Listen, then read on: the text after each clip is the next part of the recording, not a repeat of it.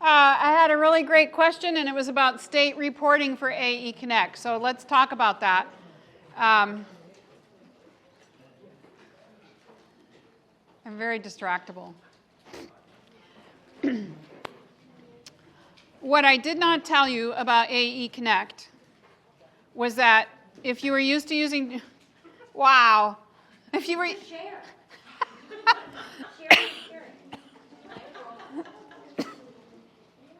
if your schools were used to using Juno pods, that was one of the things, and that's kind of like a learning management system. And we don't have that. That's one of the things that schools were very sad. They kept saying, well, where are the Juno pods? Well, we don't have those. But why not? Jupyter does. Well, but yes, we're not Jupyter. Well, where are we supposed to do this? So we have a full integration with Google Classroom. So that is a full integration. The other LMS we're integrating with is Canvas. And then we also have next on the list, I think, is to integrate with Microsoft Classrooms, I think has been a request. The bottom line is if you have an integration that you would like and that other thing has an API, we can integrate, okay? We are integrated fully with ClassLink, which is if you use Clever rostering, like OneRoster, ClassLink is like that. That's been the better option that we have found. And so we're fully integrated with ClassLink. Now, let's talk about state reporting. I have a good friend, and he's not in this room, so I can talk about him. I won't say his name. He came up to me and he said, what's with NAD needing our data? And I said, well, NAD doesn't really need your data. NAD, we collect the data, but then it spits out, and it's really at the heart for the student. And so then went from one thing to another, talking about all these errors and how using FACS is so overwhelming for the small schools and everything. And I said, so use AE Connect, because that cuts all those errors like you would not believe. And with all the integrations we have in place with Student ID Manager and User Manager. Okay, so here's another thing I didn't tell you about AE Connect, and I'm going to tell you now. I told you it will keep coming up. So many of the errors are for three major things. The ID number for the educator hasn't been entered, and so every data point affiliated with that educator is going to generate an error. The ID number for the student is either not entered or is incorrect. Like if you're like me, I transpose numbers. And so that also, every data point for the student, generates errors. And then the real big deal are teachers who don't remember the correct codes for skills and for grade scales. And so they enter the wrong skill codes, and then you have 50,000 errors or more. In AE Connect, you can't enter a wrong code. You can't enter a wrong grade. You can't enter a wrong skill code, because a window will pop up telling you what you can enter. The other thing that AE Connect does is it syncs with User Manager and syncs with Student ID Manager. And so you don't have to enter those numbers again in AE Connect. All you do is click the button that says Sync Staff or Sync Students, and all that information comes in. So the conference adds the educator role, and then the school goes and clicks the icon that says Sync Staff.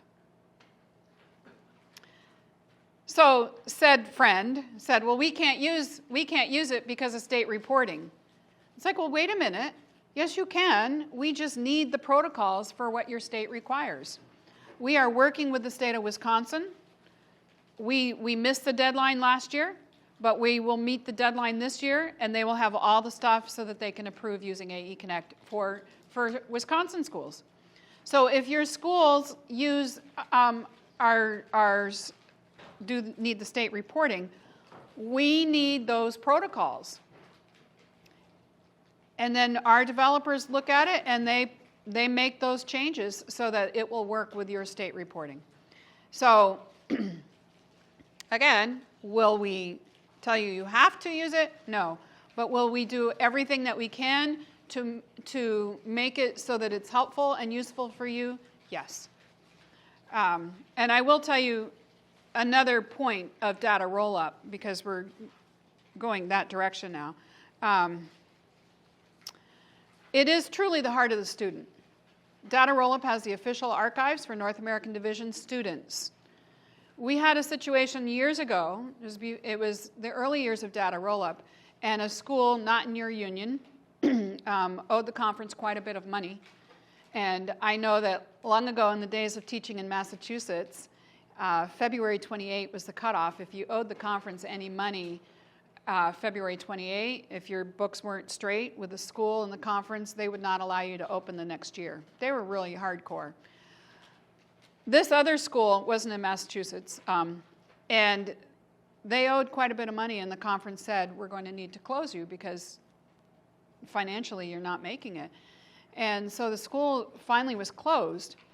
The school was using fax, RenWeb at the time, and were not good with data roll-up. So what does that mean? Well, when you stop paying fax or RenWeb, where's your data go? Not with you. In fact, we have another conference that realized that fax had a thing that you could pay $600, I think, a month to keep access to your data. They didn't realize that, and fax just sent them an invoice for back years for 6 schools that had closed. That's a lot of money. So you can pay fax to maintain access to your data, and also Jupyter. Jupyter is not as expensive, but they do give you the option to continue to pay a maintenance fee. But anyway, this school hadn't done that. They hadn't been good with data roll-up, and so guess what? Students couldn't get their transcripts. Because the school had closed, they no longer had access to RenWeb, and the conference would go to pull up the transcript and they'd be blank.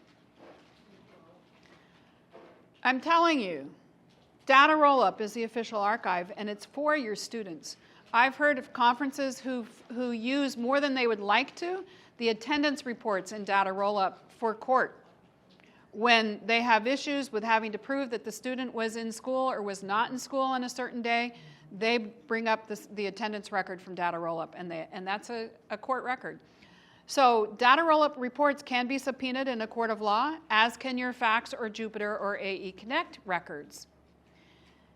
If your fax and your Jupyter records are different than what's in data roll-up, that's not going to be very helpful, is it? Because then it lends to questioning which one is right. So it is truly a legal thing. So that was a long answer to the state reporting. Tell you, we're going to hit things at all different angles.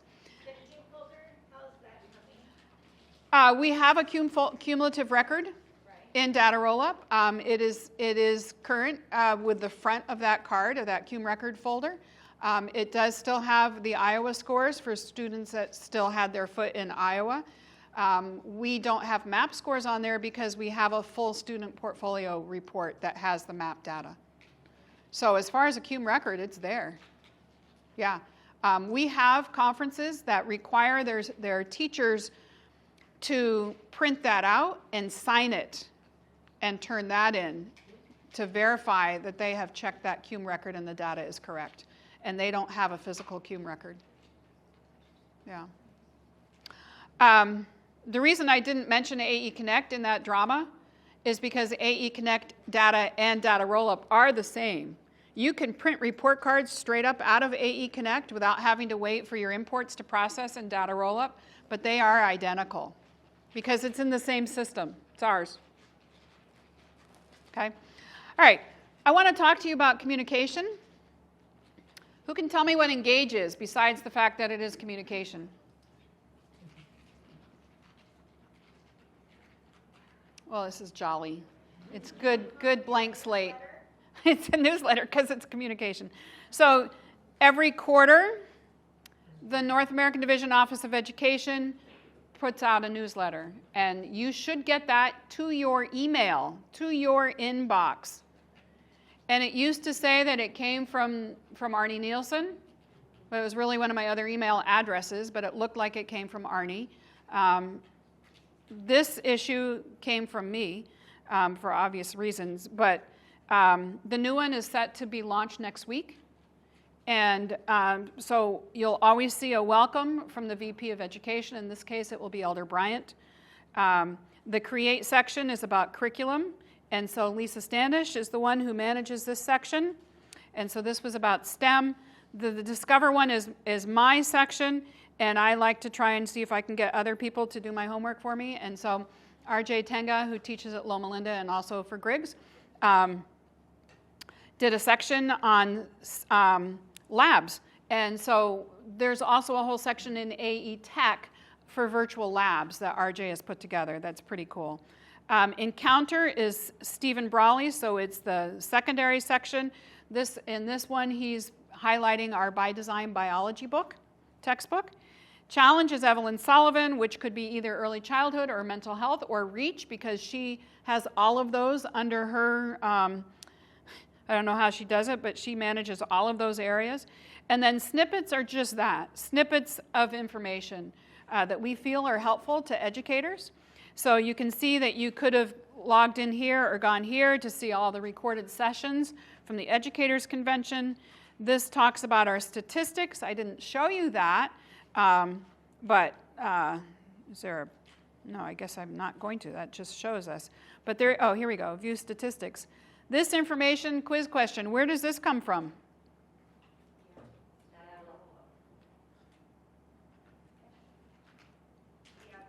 Opening report. When are your opening reports due to be frozen? Third Friday after school. End of the third week of school. And I'll cover this again, but if you have all kinds of errors, is your opening report going to be correct? Maybe. Depends on what those errors are, to be honest with you. But consider this, there is no webcam in the river or in the baptistry, and so the only way to get accurate data for the religious affiliation part of the opening report is to make sure that your schools are aware that that's a thing that they need to be aware of. You won't get any errors there. Anyway, with our statistics, you can search by year. You can also search by union. And so when I drill down here to the Lake Union, these are last year's stats. So what happens is schools freeze at the end of the third week of school. And then conference's responsibility is to review those. I also review. I look for anomalies like maybe schools that have no students or maybe schools that have no teachers. That's always interesting. And I also check schools that have all of their teachers as non-Adventists. Because then, NAD is not Big Brother, but we do have a bigger brother. And I then have to turn in data to the General Conference because they do World Report and they do the World Church statistics. And they do call me out if we have a school that has the majority of non-Adventists and they want to know if that was a mistake. So I skim and I go through the opening report summary and I look for certain columns. I look at the non-other faith because we've changed the terminology. We no longer say non-SDA because that's one of the clubs that we got rid of, and we want to be more sensitive, and so we say other faiths. I look at that column. I look at the column of baptisms for kids that are pre-K, because that's a little, I don't know about that. And I look at to make sure that there are teachers in the school and there are students in the school. So conferences, I ask that you do the same thing, because what happens is October 5 now of this year, and some conferences don't like the schools to know this, but you're all together. So October 5, the system does a hard freeze. It used to be October 15, but now it's October 5. And what that means is that any schools that have not frozen, regardless, their data is all frozen. And so new imports will not affect any change to your opening report. Now, There is a way to get that changed, but what happens is the school has to download their opening report, mark it up correctly, send it to their conference, who sends it to me, and I go in the back end and I make those edits, and then I bill the conference. No, it's just kidding, I don't, but I would like to sometimes, but I've had to do that less and less because things are becoming either more accurate or people aren't looking. So this is a big deal.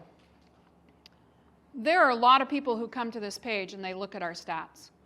It's a page that I use all the time when I'm talking to vendors. I know Arnie used it all the time in NCPSA meetings and all kinds of World Division meetings.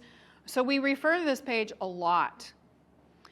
I think the way I got the most accuracy with this is we used to print stat cards. And I don't know if you're around long enough to have seen those, but they were narrow cards, they were probably this long, and they had similar things on there. And I remember going into, this is when we were still, the education department was still at the GC, and we were having a directors meeting in February, and I just took the cards and I put them out in front of all the directors, and then I just sat back and listened to their talk, and they're looking at it and saying, well, where did this information come from? Because this isn't right. This isn't how many schools we have, and where is this coming from? And so when it was my time, I told them where it was coming from. It was coming from their schools. And that's when I saw the tables start to turn and accuracy started to improve. And we have come such a long way from there that we have unions who are requesting new data points to help them to be able to make data-informed decisions. And so a lot of our reports that we have, new reports that I'll show you later, are at the request of unions and conferences who want to make a difference, and they know that they can get that with data roll-up. Because when you think about it, conferences, you know a lot about what happens at your school, but you don't know everything that happens at the school. You don't know all the details for your students and for your staff. So with data roll-up and with adding different fields, we've been able to help conferences and unions to make a difference. All right, so we'll go back here. I was talking about the newsletter and the snippets. The progress report, that reflects initiatives that the office, that education, Adventist Education has made in the last 5 years. That's a downloadable file that you can put on your website or print out and have in your school, link, put in your churches, use at constituency meetings, whatever. There's a link to the voices. If you were at Educators Convention, you may have seen, I hope you saw, those turning points of Adventist education. And it started at the beginning of our church with education. And so our NAD Office of Statistics and Archives with Michael Campbell, whom I think you guys know, he came from out here. He's been working on helping us with those. So there are 6, and it takes us up to, well, the beginning of accreditation. And which is cool to me because my grandfather was involved in talking with Elder Howell, who at the time was the GC president, about the importance of accrediting schools. And so I actually have a letter that I gave to Michael that I think is going to be in one of the videos. But we're taking that from that point up to current so that we have a really good video record of Adventist education that you can use for marketing, show your students, show in your churches. We have a promo right here, which is a promo about Adventist education. It's in 3 languages. It's in English, French, and Spanish. We have a new one that will be coming out this fall so that we hope to produce one every fall so that you can share in your churches. I know there are some conferences that have asked each church to show it during their in-between services. So there's a lot of stuff. Here is AE Connect, a blurb about Adventist volunteers with student missionaries, and then the Memorial Medallion of Honor. And if you aren't aware of this, this is for something that you can put on a gravestone of somebody who is an Adventist educator. And we actually have an updated one. This says Seventh-day Adventist Educator, but the new one has our Adventist Education logo. So it is branded as with our Adventist Education one. So those are the kinds of things. Oh, we have an ad for Griggs here, and also for AE Tech. AE Tech has a lending library.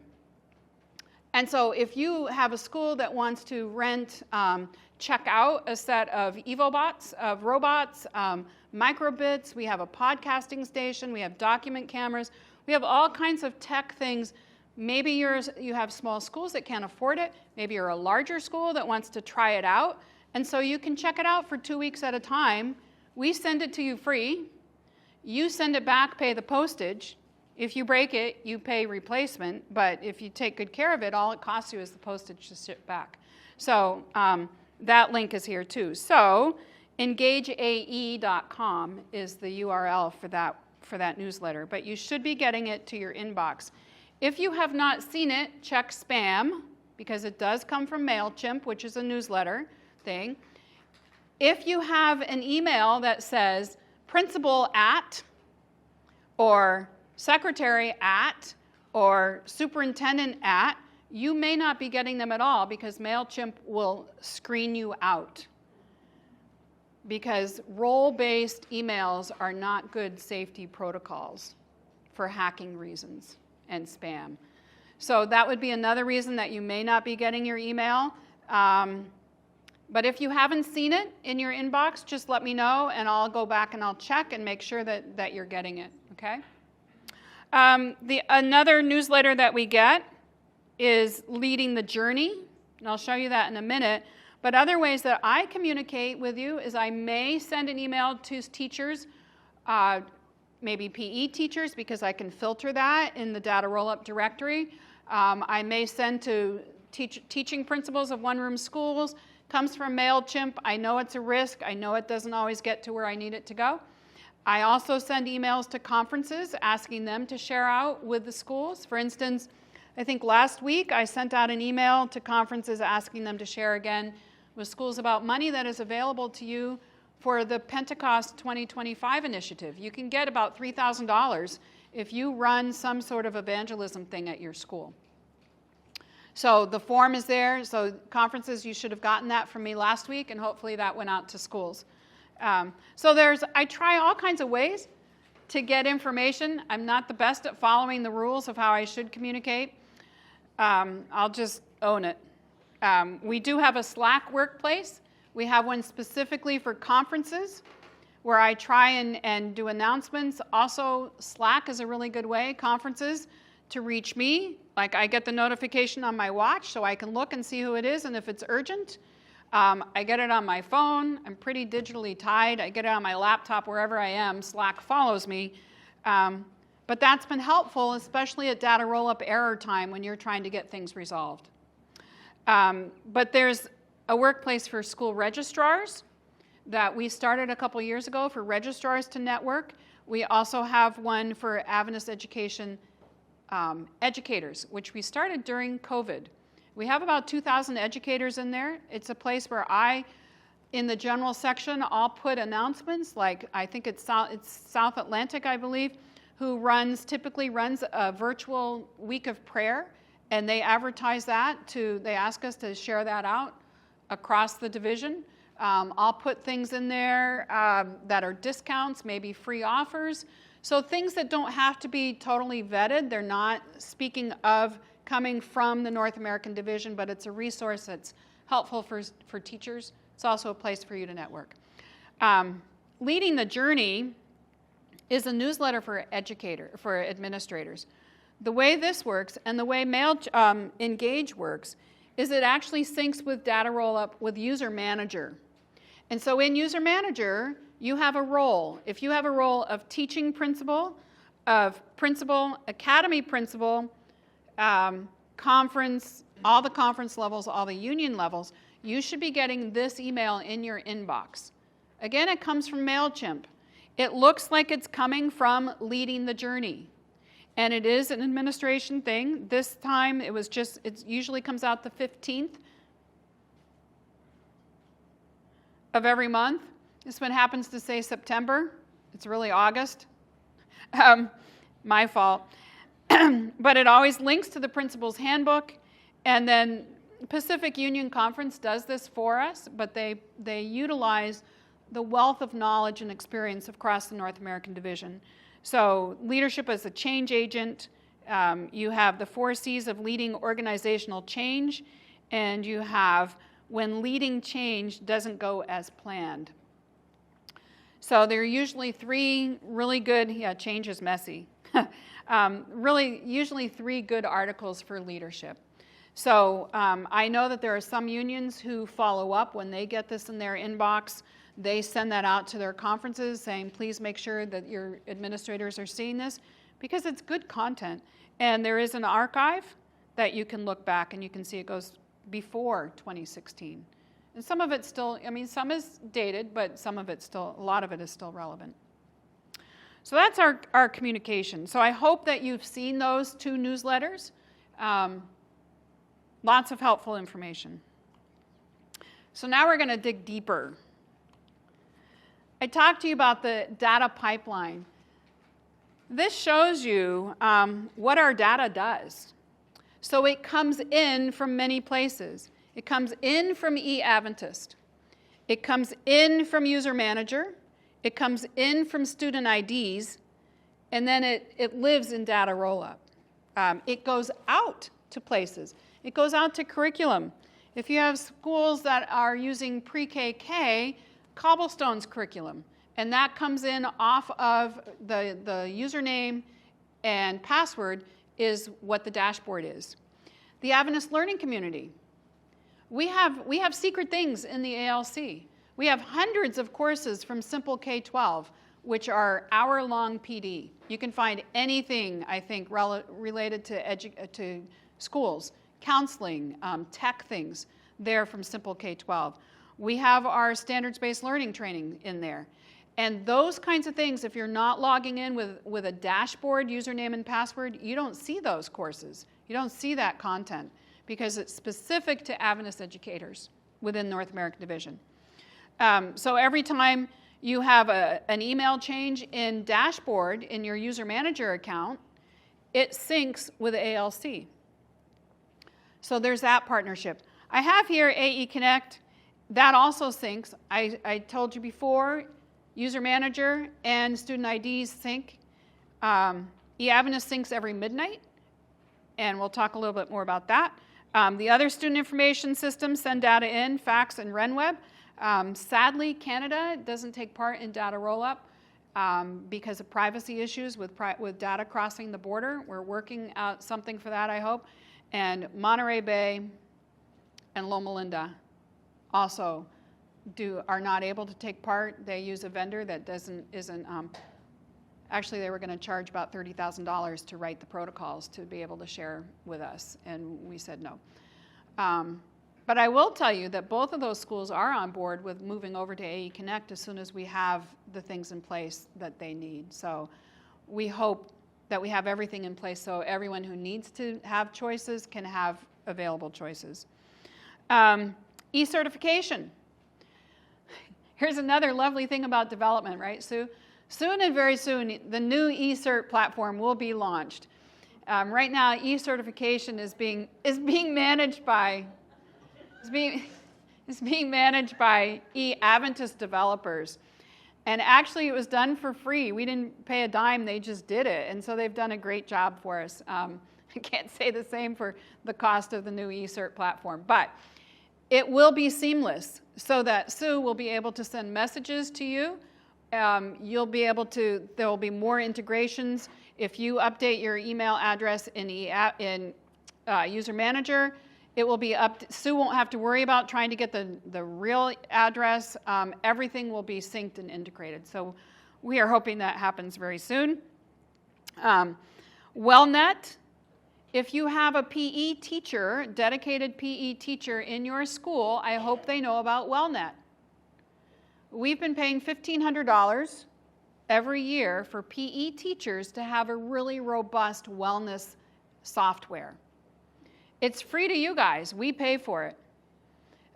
This was started back when Physical Genesis study was being done, and it was such a benefit to PE teachers that we kept paying for the software. So we last year we had 3 schools. It was PUC Prep. I don't remember the other 2. But Matthew Lee, who is at PUC Prep, is the one who has taken on leadership for the PE Health group that we have. And if you have a PE teacher who doesn't know about this, put them in contact with me and I'll get them connected.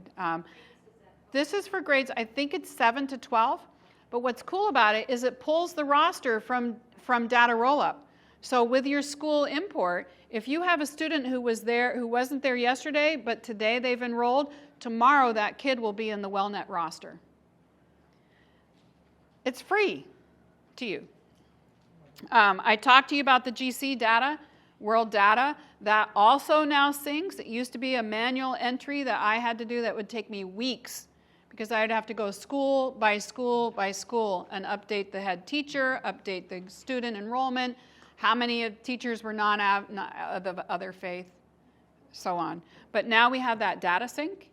And so that's another way we integrate. And then it also goes out to Accreditrack. So I don't know how many accreditation visits you have for your schools this year, but I'll show you how you can make sure that there's a data push to make sure that your data is in Accreditrack. Whether the data is accurate or not is up to your school, right? Okay. So let's take a look at the data dashboard. And Sherry, I pretended to be you because mine is a lot different. So this is the education dashboard, and there's something that's new. I didn't know that they had put it here. I had asked for it, and then I forgot about it because, developers. Anybody know what's new on here? Because you're all so familiar with it. Okay, I don't want to wait. So let me just tell you. By the way, the other thing that's coming, because I made a real big deal about it, I cannot read the words under the icons. Can you? It's like, what's with that? So those are going to be changed. But we have the user manager. That's for the grown-ups. We have files. This icon is actually going away because we're bringing everything into the educator's corner. And the things that are really, I don't think there's anything in there now that's not in the corner. So that will be going away. Data Rollup is here with a B+. I wanted to say A because I always strive to get high, but they gave me a B+. The hello are student IDs. I told you Slack is distracting. There wasn't anyone here. Certification, that's where Sherry can get her certification, or I can get mine. That's not where you go to get everybody's if you're at the conference or school level. Demographics dashboard is something that we're going to continue working on. This shows enrollment. You can click between the years and see how your enrollments and your FTEs for teachers and administration has changed. So that's kind of fun to use at an annual board. I'll come back to an annual board, don't let me forget. And then dashboard user guides, this one with a question mark and the gears. That's a pretty robust set of user guides for you, and I'm going to take you in there shortly. The bottom section are the resources. So the flame is the icon for ALC. You can go directly to the ALC link from here. ALC portfolio, that's where you can enter your own application for CEUs. Like I attended an AI conference, and Paula managed, I actually now belong to, where did I used to belong? Oh, I used to belong to Mid-America. At one time I belonged to Lake, and now I belong to Southern Union. But anyway, Paula from ALC manages this, and I sent her the certificate for my AI conference, and so she entered it in there so that my CEUs then automatically go to Liberta Biggs at the Southern Union. So if you don't know about the ALC portfolio, that's a pretty cool way to, if you go to independent PD, you can just upload the form and answer the questions there. Yeah. Oh, see, I just assumed. Well, that hasn't changed. That's still dashboard.nadeducation.org. Thank you, though. This is the new one, Educators Corner. And this one's I skipped one. ALC Teacher Connect. That's where that's not AE Connect. And now I'm going to give you another one. So we have Teacher Connect. That's where teachers can connect with project-based projects with their classrooms. So if I was teaching in Harrison, Tennessee, I could do a project with one of you guys, with your schools, and our students can engage in learning together. So that's Teacher Connect. The other Connect that I wanted to talk to you about is called, I think it's Adventist Connect. It's not a dating thing. I don't know why that went through my head. Adventist Connect is for our websites. It used to be Adventist School Connect and Adventist Church Connect. Now I think we're just Adventist Connect.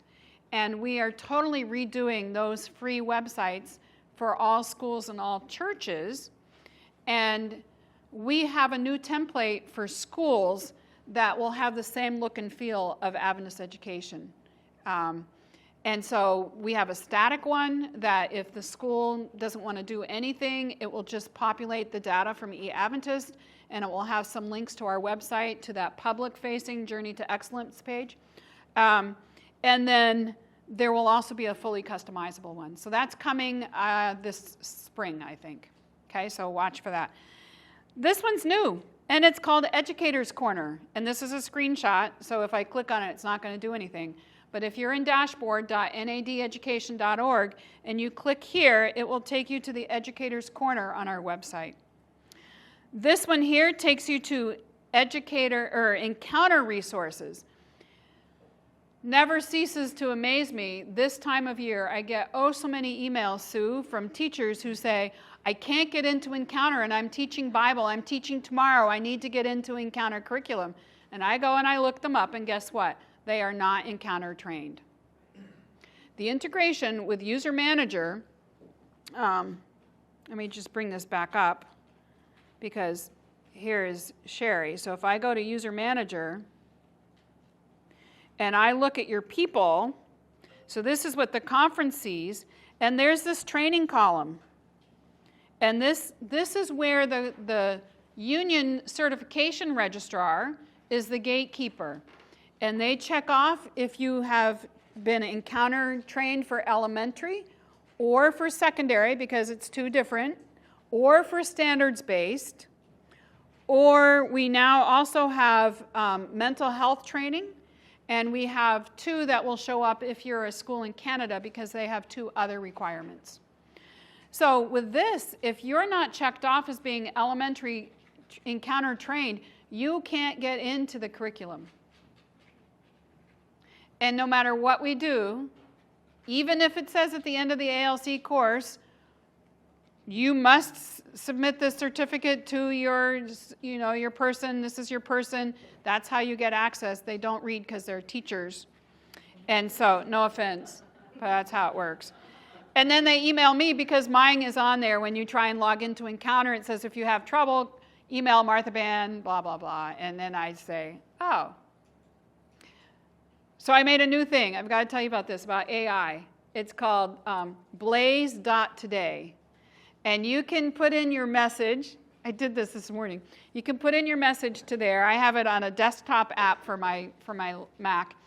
And you can generate your message, and then all you have to do is click where you need it and do the keystroke, and it will put that message in there. So now I have a message that says, you are not able to access the Encounter curriculum because you are not marked off as trained. Please communicate with your union certification registrar and submit proof of training. Keystroke, and it's there. Pretty cool. So, yes. ALC, is there any way to have automatically a notification to go to the union? So when a teacher takes a class? So here's the protocol for that.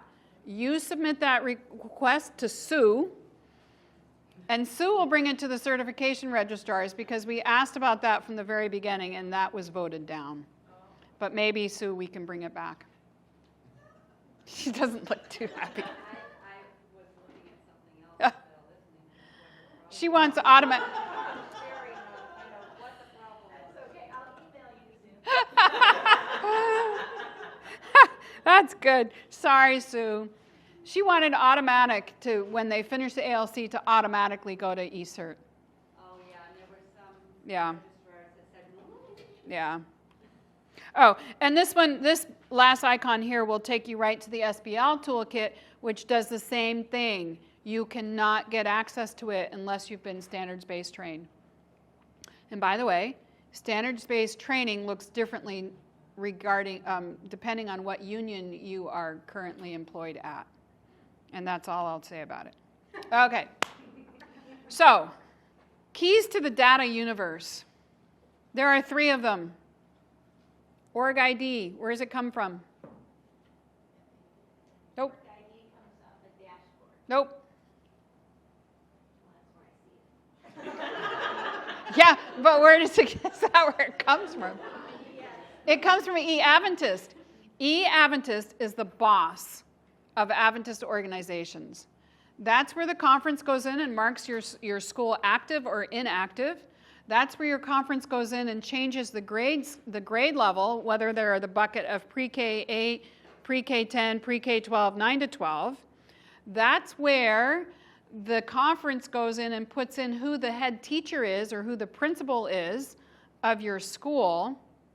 And that's where the conference goes in and makes sure that the school size is correct. Are you a 1, 2, 3, or 4 plus teacher school? That all comes in from eAdventist. So if it's wrong in eAdventist, schools can't do a thing about it. Talk to your conference, okay? Because that's where that comes from. We're very particular about who has access to that. It used to be like Fort Knox.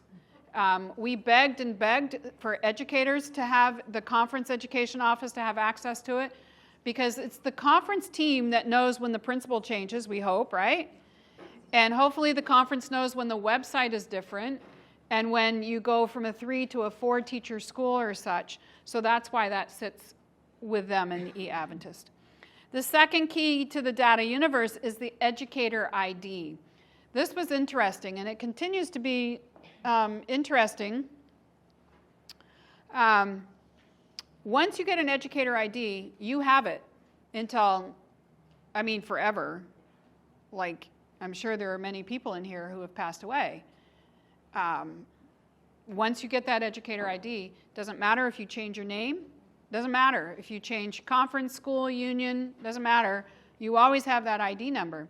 In the early days of data roll-up, conferences thought that if you changed conferences, you'd get a new ID. It's like, no. And it's a big deal, Sue, right? Because this integrates with e-certification. And so if you create another ID number for somebody, and then they're using that affiliated with their new role, then all of a sudden, we're getting an email that says, I don't have any certification. And then I go and I look, and it's like, well, okay, you have a different ID number now. We have protocols in place, but we need help, and I'm going to show you as an example when I talk about student IDs. So educator ID. If you were a student in our system, your student ID is totally different from your educator ID. Okay? Two separate databases. And the third key is the student ID. So all those 3 data points connect, and that's how student records can go from one school to another, to another, to another conference, to another union on the back of the student ID, as long as they're using data rollup. Okay? So when I pull a transcript, it shows all of those records for that student for the different schools for the different years. Same with the CUME record because of the ID number. We put pretty stringent validations, especially on the student IDs, because it's student data. And you think about, this was when we were doing Iowa's, it would be pretty horrible for a parent to get the test scores of somebody else's student either way, right? If the student had been off the charts, they're like, what? How did that happen? Or, down in the bottom. So we have validations in place. We're not as stringent with the educator because we expect more of the conferences to do due diligence. But I'm going to tell you that the last several months we've had some problems with hijacking. So we'll come back to that. So I want to talk to you about eAdventist and data maps. 2 years ago, I think it was, we introduced new data fields. It was pretty painful.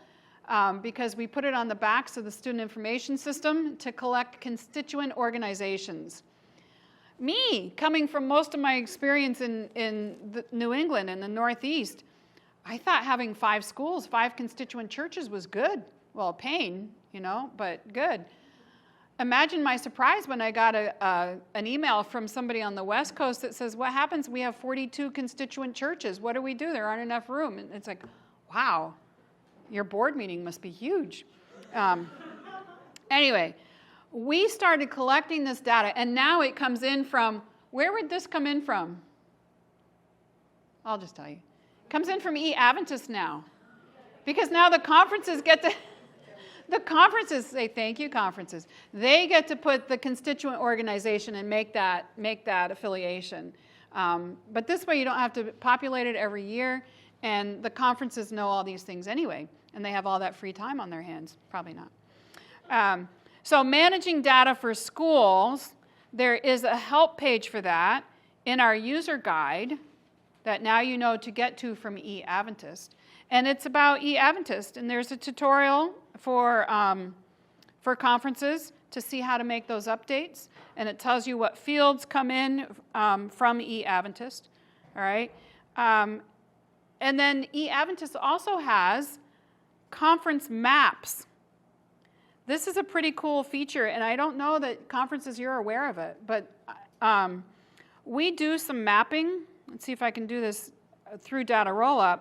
But I can go here and I can uncheck the churches, uncheck the conference, and say just put on the pre-K-8 and say I want to just do Lake. Well, let's do, who haven't I picked on? Let's do Indiana. Well, I kind of picked on them, but maybe. And so here are the pre-K-8 schools in where did I say I was? Indiana Conference. So this is what conferences can do, and I don't know if that's helpful to you, but that's something that was just deployed, I think, a year or so ago. But you can add all your grade levels, you can add all of these filters, and then you just always have to do show, and it will give you more.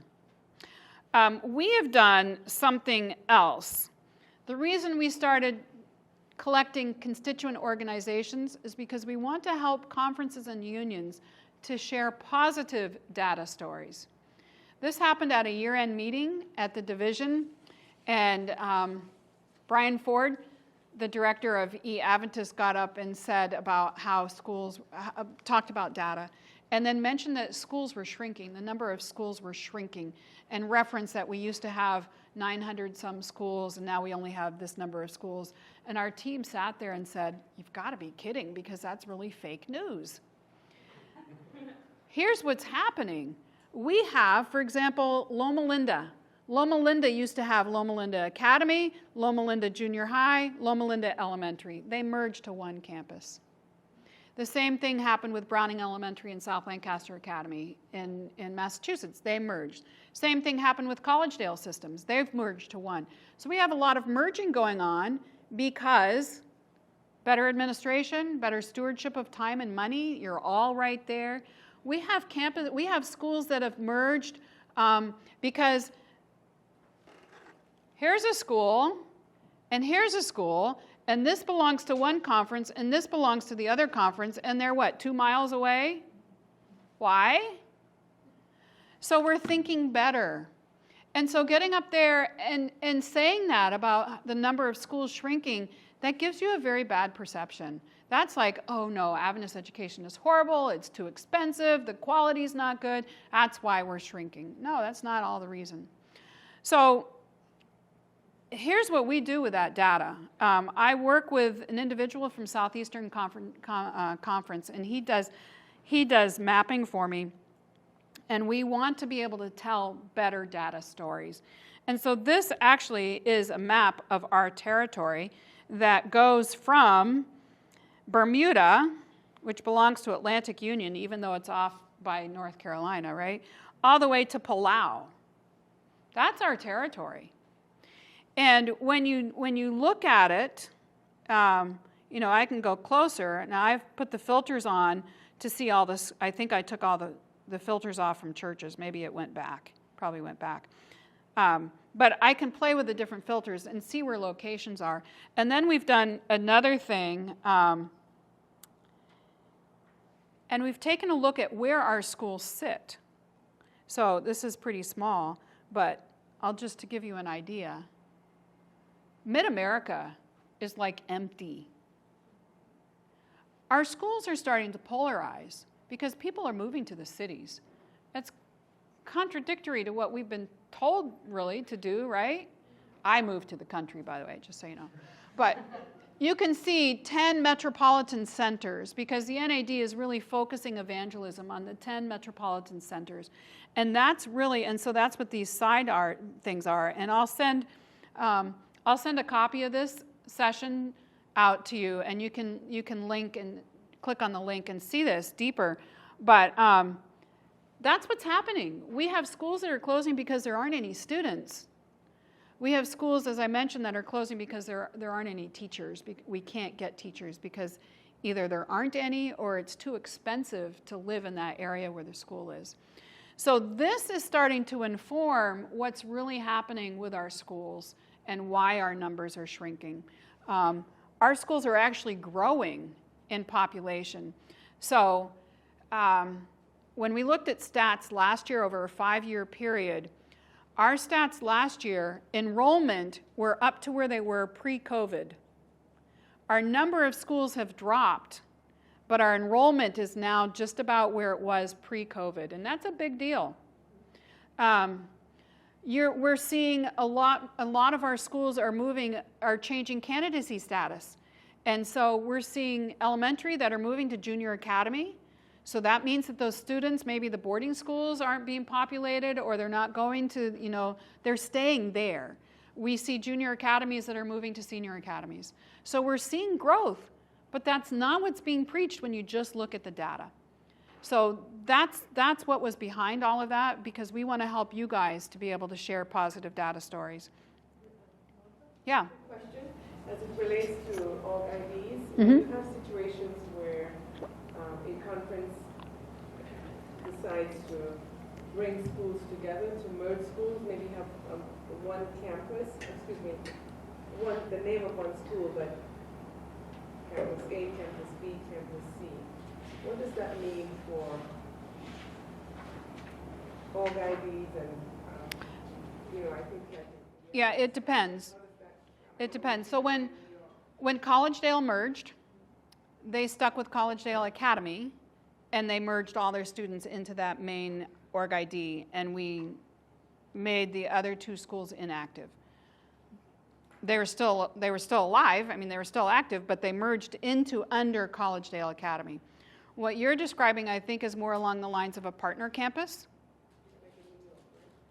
No, that's a whole nother story. Can't talk about them. Put them over there. But like Bass. Bass Adventist Academy or Christian Academy, Bass Memorial Academy, that one. And Hoover are partner campuses. Hoover is a junior academy. It's really an extension campus of Bass. And so is that what you're talking about, that situation? Or do we have a whole new one that we need to talk about? There's been discussions that I'm privy to about campus mergers. And so in light of that, I'm wanting to know, what does that mean for the org ID of that previous organization that's going to be under the umbrella? Or if you have a district-wide school, but different campuses. Yeah, so you mark the other org IDs inactive, and they come in. So yeah, Northeastern Adventist Academy, Brooklyn campus. In theory, they're all under Northeastern Academy org ID. Yeah, so that again reflects a shrinkage of schools, but for a good reason. Yeah. So let's talk about Accreditrack. Do any of you have a school visit coming up this year? Okay. All right. So when you get this, or you can just go to the user guide, this will show you how you can get the data sync with data rollup, and it walks you through those steps, shows you how. So you want to make sure that you have your data accurate in data rollup first, and then you can sync your data. And so this saves time because it brings in the enrollment history, it brings in the school FTEs, it brings in, I don't know, there are maybe 20 data points of hard data that you don't have to go and find and enter, okay? The other thing here with, I've got to close some of these windows. The other thing that we do with Accreditrack is for the evidences. You can use data roll-up reports as your evidences. The student profile is a reflection of student growth. The student enrollment over time gives you evidences for that. So I encourage you to take a look at those data roll-up reports if you have not done so, and I'll review some. So user manager, this is a really, really, really big deal because it's legal data. And I just had something happen. It says risk of hijacked accounts. Okay, so legal access dates, when you have access to the data. So in other words, conferences, it's not when they started their job. It's when you gave them access to that role. That's a big deal. You cannot, I mean you can, but you should not backdate because then that's not accurate legally. So for example, if you had a teaching principal who left in the middle of last year and you just remembered that you didn't end their role, you have to end it today. You can't change that date back because it's reflecting access. But you can do future. You can future end it, not if you're in an AE Connect school. If you have AE Connect schools, you cannot future end because then they don't sync.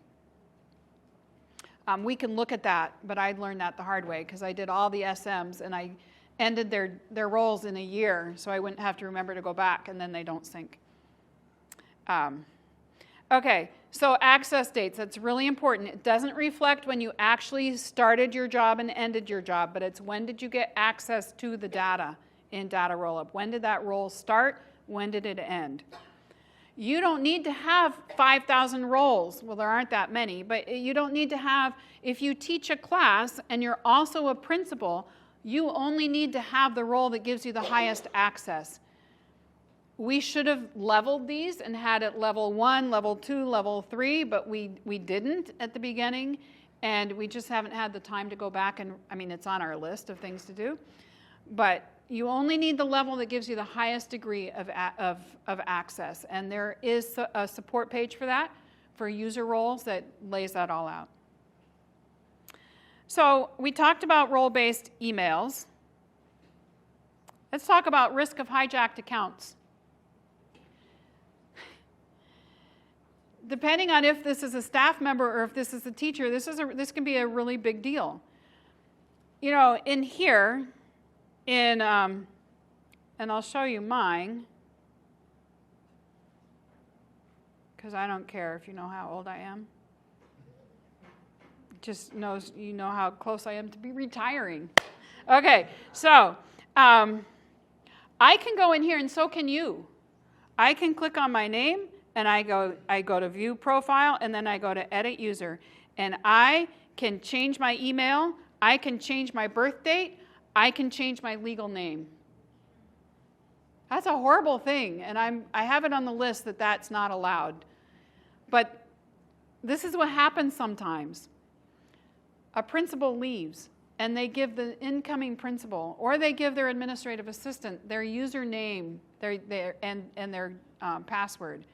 And that individual goes in there and changes their information to their information. So then you know what happens? That principal's certification has been lost. Right, Sue? Yeah. It's been lost. Because now Martha Ban happens to be Rondi Ostrup or something, because Rondi went in there and changed all my stuff. It happened just yesterday. I got an email from a school. Oh, actually, there's another school. There are 3 schools in the States that have to do a manual entry of their opening report because they don't sync with data rollup. So all of Canada and these 3 schools in the States do a manual opening report. similar to what our early childhood people do. It's a fillable form, but it imports to our opening report information. So this person says, I replaced so-and-so, and I went to do the manual the manual opening report, and I saw it before when I was logged in as her, but now I updated her account to me, and now I don't see it. It's like, what? So I looked because I'm the administrator, and we do have safeguards in place. So I can actually go and I can look at the user history, and I can show the before and the after, and I can also see who did that. Because as the administrator, that's one of our safeguards. So I know who to go back to and educate. So I looked at that and it's like, oh boy, here's a really good case study again. Now, this was a staff member, but she was the registrar, so you can see how that's a problem. Which speaks, Ruth, in thanking you for bringing this group of people together. Because you can see that when people come in and then they're in the throes of a new school, they haven't done that job before, they're just in there and they do what they think what they're doing is best, but it's not. And it can cause quite a bit of problems. So one thing that we have in place for the users is if you try, and I had one in here yesterday, that one I just talked to you about, that's how I knew, because it came up here as pending. Just like with student IDs, and I'll show you that in a minute, if a conference tries to enter a new teacher, and you're supposed to do this. So just like with student IDs, you're supposed to put in the name, you're supposed to search first, right? Search first. Well, there are a lot of Marthas, and if I'm in a hurry or whatever, or I don't know any better, right? I'll just go down to the bottom and add a new member. And here's the thing, conferences.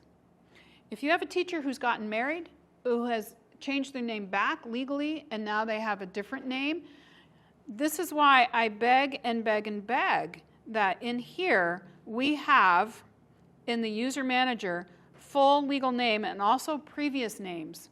So that if you go in and you're searching for a teacher, say me, and you're searching just for Martha Ban, and you don't see in there that my maiden name is Ostrup, you could create a new ID, and then that disconnects you from certification records. And in the case of students, it disconnects a student from historical data. So let's just take a jump over here since I'm in this screen and go to student IDs. There are 7 pending student ID accounts. What this means is that there have been 7 new, back in the early days, I used to go through 100 of these several times a day. And it always happened when Iowas were being given right before, because you needed the ID. Oh, let me hurry up and get those. And so then, 100 in a batch, and it was just, come on, you guys.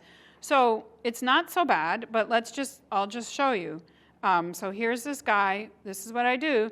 I look and I see, okay, so the birth dates, this is 5, this kid's 15, January 28 and January 8, it's close, but it probably is a different person. But wouldn't it be helpful if I had a middle name? Okay, so I will approve this new one, confirm the student, and then I go to the next one, and here's this kid. Here's Isaac Gabriel, 12/10/2018, but here's Isaac James Gabriel, December 10, 2018, and then here's Isaac Gabriel, 17. So guess what? This kid already has an ID number. He's already in here with a birth date. So, and I happen to also know that with the Great Advent Movement, it really doesn't matter if the schools are in the same location. I know that both of these schools are in New Jersey, but still. So I'm confirming this, and when I confirm this, it doesn't create the new ID, and that school that attempted that ID creation gets an email that says your ID attempt has been denied.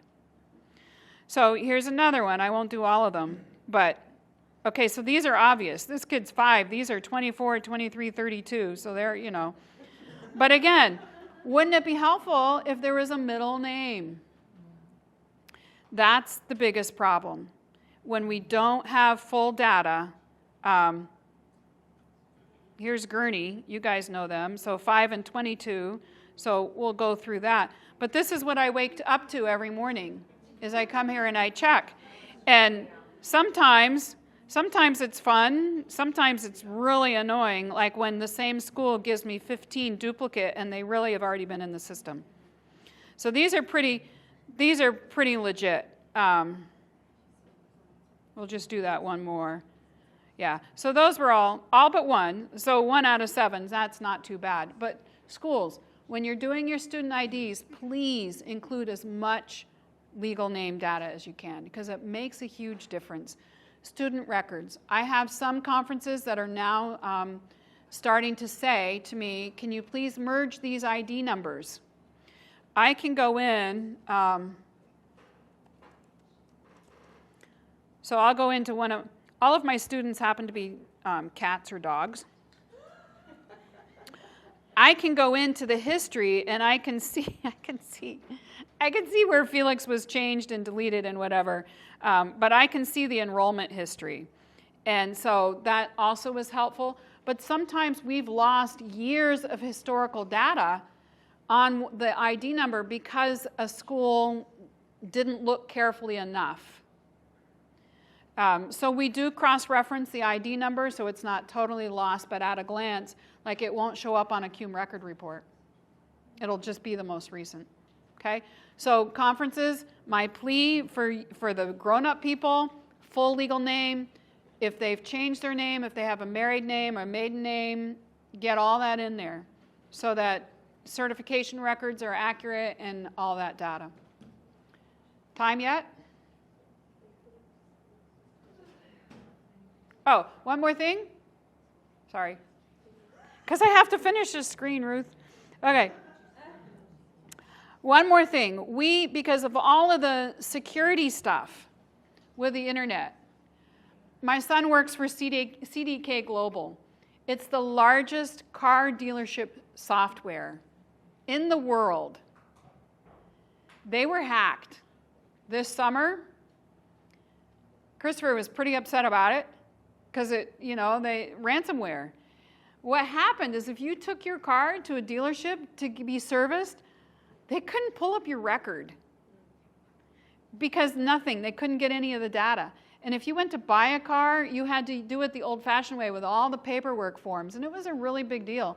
CDK paid, I don't know how much money, and I don't even know if they got all their data back. You're not supposed to pay. But anyway, because our data needs to be secure, and I told you it's stored on the NAD cloud, and it is encrypted, it is secure, but we wanted to put in another security piece. Because I just talked to you about these people that hacked accounts and they went in and they changed, right? They changed the email. We have a protocol in place. We have not pushed it out to everybody. But starting November 1, this will be pushed live to everybody in the database. And what that means is that when you log in to the dashboard,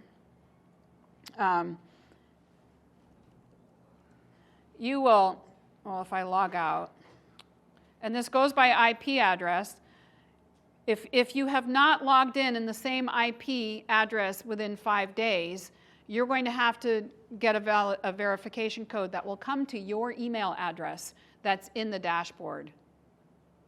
So if you haven't updated your email address, like if you moved from Michigan Conference to Illinois and you had a Michigan Conference email and it's still in dashboard, you won't be able to log in because that validation code will go to your old email address and then you won't have access to it. And if you are logging in with someone else's credentials and you don't have access to their email, there you go. You won't be able to log in either because that code will go to them. So right now, it's set to be enabled by choice. It's an opt-in. And conferences, if that's something that you would like to start introducing school by school, because you do have to opt in yourself record by record, or tell your people to log in, to opt in. But system-wide, we will be pushing that November 1. Yeah? So is it best practice so like I had my personal email tied to dashboard, and I was told I should move it to my work email. But like for our teachers and stuff like that, if their work email is what's in dashboard, then say they quit working for Indiana Conference. Right. Have access to that email. So should we be telling the teachers they need to be using a personal email address for Dashboard? I've asked, and it really doesn't matter. It's not a legal thing there because it's account access. And it's not a best practice thing? No, we haven't made that. There are conferences who insist that it's your conference email, but it does put it on your back, actually, then when that person leaves, to update it to their personal email. Yeah. Right now, if you don't have that opt-in, I'll be quiet. If you don't have that opt-in, you still would have access because it's just a username password and it doesn't get sent to that previous email. But once we push that November 1, it won't work that way. Yeah. Okay. No.